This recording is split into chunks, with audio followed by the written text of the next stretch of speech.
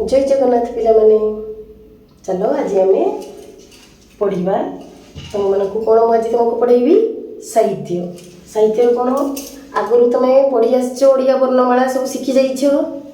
ठारू ल पर्यंत पढ़ीच और शिखीच भी आज किंतु तुमको कौन जोड़ी से आकार ये जो आकार यहाँ जोड़ी माने लेखिबो एवं ता सहित शिखिबो कौन क युक्त आ आम क रे आ माने कौन ये बाड़ी जेटा गोटे आम कहू से कौन लगिदेले कौन हो गला कोरे आकारे का पुणी मुझे लिखी ख युक्त आ ताले कौन हम खोरे आकारे खा से भली ग युक्त आ समान कौन हम गोरे आकारे गा ये तुम मैंने लिखिपर और पढ़ी भी पार ठीक अच्छे कहले देखी ये आकार मात्रा जोड़ी तुम सब पढ़ यहाँ लिख धर जो मुझे लिप ए पर आकार दब कौन हम पर आकार पा पर आकार देल कौन हो गला पर आकार का गोर आकार देल कौन है गोरे आकार गा भोर आकार देले कौन हो गला भोरे आकार भा ये भाया तुम ताको लिखिले तो भरे आकार भा कौन लिख अक्षर जोड़ी शब्द गढ़ और लेख अक्षर गुड़ी को आम खाली जोड़ा धरा जाऊ पो आकार पा रो आकार रा शब्द गढ़ले कौन हो गला परे आकार पा रे आकार रा कौन हो गला पारा मो करे आकार का शब्द जोड़ी देला आम ये कौन हो गला मक्का तेणु ये आम शब्द जोड़ा तेल आम शब्द गोटे पाइबा धर गोरे आकार गा बर्गेज रो कौन है गाजर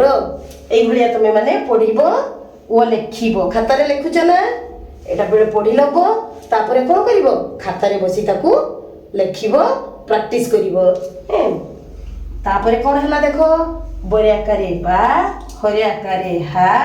डरे आकार डा कौन हो गला बाहाड़ा ये शब्द आम गोटी गोटी पढ़ा तापर कौन है ताकू पढ़ा ताहले चलो आम शब्द टी आम गढ़ी पारे से ही शब्द गुड़ी को एबे आम चलो पढ़ा पढ़िल देखी एटा कौन लिखा जाइछि को तोरे आकार ता कौन है कोता छो तोरे आकार ता छोता करे आकार का मो धंतना करे ना कामोना तापर ये कौन पर आकार बा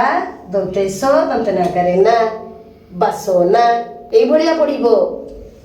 रे आकार रा मोरे आकार मा अतस्तय मुद्रेण रामायण दंतना आकार ना रे आकार रा अतस्तय मुद्रेण नारायण